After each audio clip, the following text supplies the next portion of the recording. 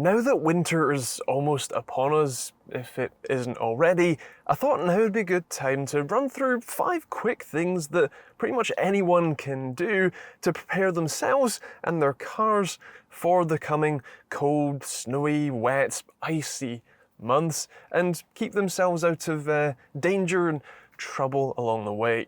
I'm keeping everything on this list nice and simple, so anyone could and should do it.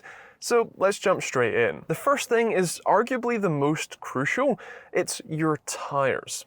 Those are the 4 single things that connect your car to the ground, and if you don't have those tires gripping the surface well, then sure, you won't be able to go forward or back, but you also won't be able to steer or stop. And I would argue those 2 are probably slightly more important than not being able to move. So let's talk about what you should be checking on those tires. First up is nice and easy. You don't need any tools to do this, and it only takes a couple of seconds. What you want to do is slide your hand on top of the tire between the wheel arch and the tire itself and feel for the bands that go all the way around the tire. There's normally 3, sometimes there's 2, but in my case I have 3 of those bands, and inside those bands are little sort of bumps. Those are the wear indicators. They tell you how much tread you have left on your tire, how much of that exterior rubber is still left versus how much has been worn away by you driving along. Now, they have those tread indicators on regular points around the circumference of the tire, and what you want to do is slot your finger into the groove that's ideally still there and run your finger around until you feel one of those bumps.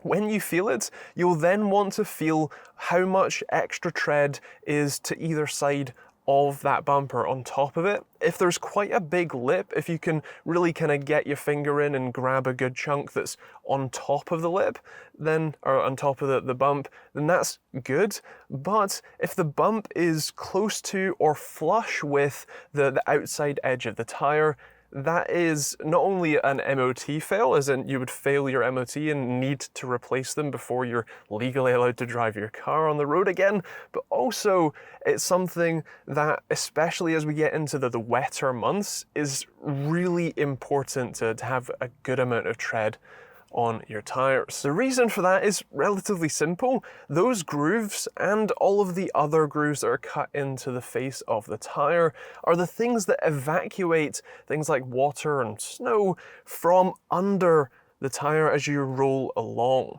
If you have water between the bottom edge of your tire and the ground, what you have is no contact with the ground and no grip. You can't stop or steer or accelerate if you really wanted to, because your tire is just resting on that water. With those grooves, it helps push all of that water out of the way. It gives it a place to go and to evacuate from. And so the more tread you have, the more area those grooves have to suck up or to hold that water and to help evacuate it out of the way, and therefore give you more grip in those colder and wetter conditions. If you're willing to check your tires a touch more thoroughly, then you can turn your steering wheel to full lock in either direction and take a look at the front face, or the now fully exposed face of the tire. What you're looking for there is a number of different things. The first one is you're looking for even tire wear. So with those 3 indicator bumps, what you're looking for is for all 3 of those bumps to be level, or for the outside edge to be level with them. So it's not like one side is almost flush but the other side looks practically brand new and there's a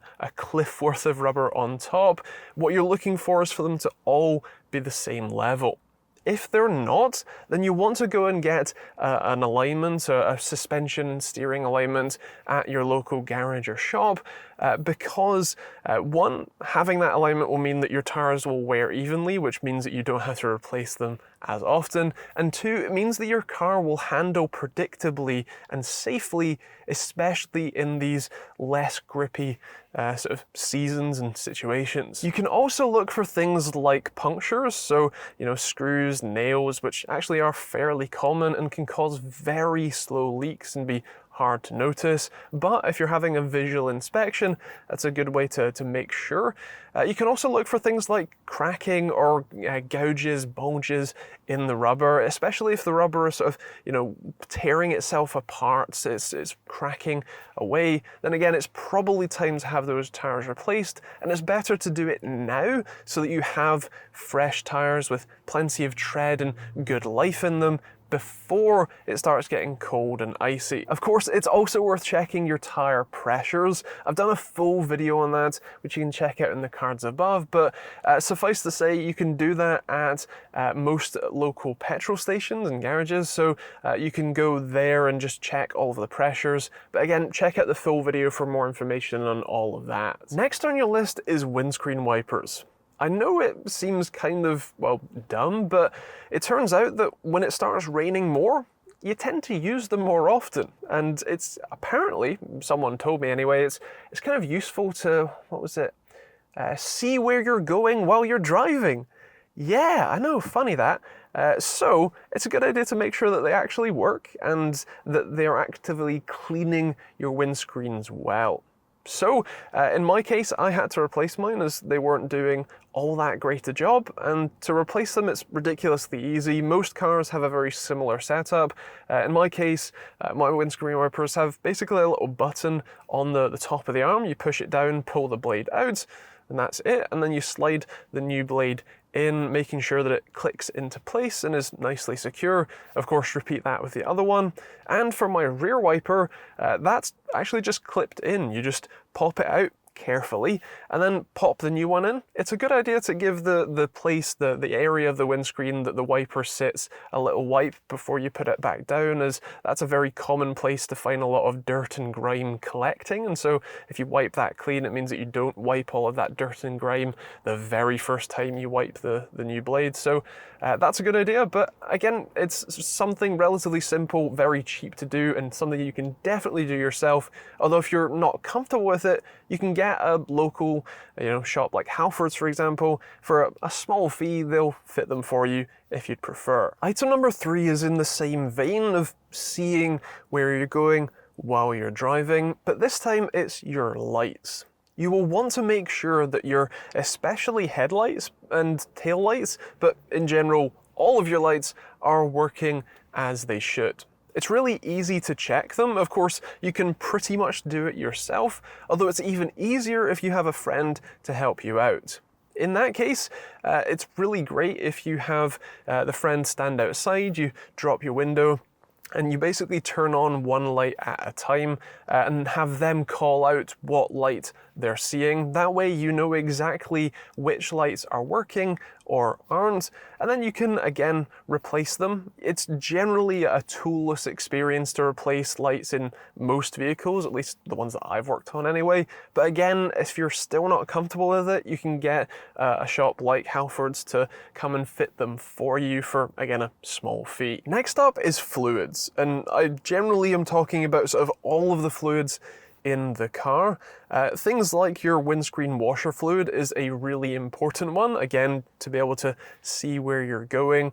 And it's, again, relatively easy to do. You just pop your bonnet. There's normally a small flap somewhere in there. It's often a blue flap, which makes it easy to find. And then you open it, pour ideally just ready mixed in, or you can use water and concentrate in a 50-50 mix. And that's pretty much it. Just top it off until it's literally overflowing and you're good to go. Speaking of 50-50 mixes, it's also worth checking your engine's coolant level. Mine is actually a little on the low side now, since I basically didn't use my heater for a good 8 or so months, and so a small amount of coolant has evaporated over time, and when I finally enabled the coolant to come through my heater again, the fluid dropped fluid level dropped a little bit, and so I've bought some coolant, so I'll be topping that up.